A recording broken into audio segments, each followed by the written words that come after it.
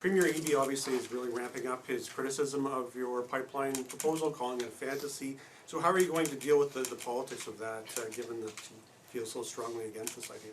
Well, I think Premier Eby's comments are un-Canadian and they're unconstitutional. I think that the Supreme Court is determined that the reason we have a country and have given trade and commerce power and control over ports and interprovincial infrastructure to the federal government is for exactly this reason, so that a parochial premier isn't able to block nation-building projects. So I think that the courts have been pretty clear on that.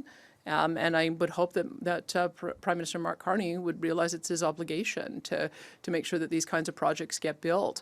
When you look at the value of bitumen, we believe that this project, if we could build it at 1 million barrels a day, even at today's prices, that would generate $20 billion a year for the Canadian economy, of which the governments take about 40%, and it's about half that goes to the federal government and half that goes to the provincial government. So that is a very high value, long-term return that all it takes is the Prime Minister to say yes. And so I'm hopeful that we'll be able to get to that by mid-November.